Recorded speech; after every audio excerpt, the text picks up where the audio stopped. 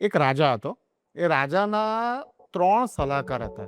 ત્રણેય જણને એક એક કોટડીમાં પૂર્યા અને બંને જણાએ પોતાનું મોત આવતા જોઈ લીધું.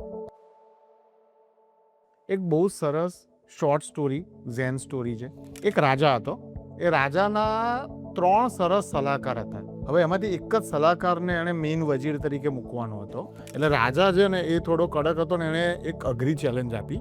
ત્રણેય જણને એક એક કોટડીમાં પૂર્યા અને એમને કીધું કે 2 દિવસ સુધી તમને કશું મળશે નહીં, કોઈ આવશે નહીં, અંધારી કોટડી, અને પહેલો જે બહાર આવશે ને એને હું મારો વજીર બનાવીશ. તમે આ પ્રોસેસમાં મરી જશો, તમને કંઈ થઈ જશે તો હું જવાબદાર નથી. ત્રણેય જણા ગભરાતા ગભરાતા કોટડીમાં ગયા. એકદમ અંધારી કોટડી, જાડી જાડી પથ્થરની દિવાલ, સૂવા માટે પલંગ નહીં. એક જણે માથા પછાડ્યા, હાથ પછાડ્યા, એક જણે બધું શોધ્યું, જમીન કોતરવાનો ટ્રાય કર્યો.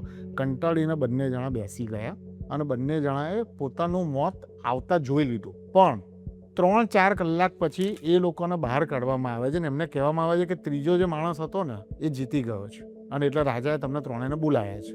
ત્રણેય જણા ભેગા થાય છે એટલે પેલા 2 એના ત્રીજા મિત્રને પૂછે છે કે અમે તો બિલકુલ એવું સ્વીકારી લીધું હતું કે મોત આવી ગયું છે, આ કોટડીમાંથી બહાર નીકળી જ ના શકાય, તું કેવી રીતે બહાર આવ્યો? ત્યારે ત્રીજો માણસ જવાબ આપે છે રાજાની હાજરીમાં કે હું દરવાજાથી બહાર આવ્યો. એ લોકોએ આપણને પૂર્યા હતા, દરવાજો બંધ હતો પણ દરવાજાને બહારથી લોક નહોતું માર્યું, દરવાજો ખુલ્લો જ હતો. કેવી અદ્ભુત વાત છે! આપણા દરવાજા ખાલી બિડાયેલા છે, આપણી લિમિટેશન્સ આપણે જાતે ઊભી કરી છે.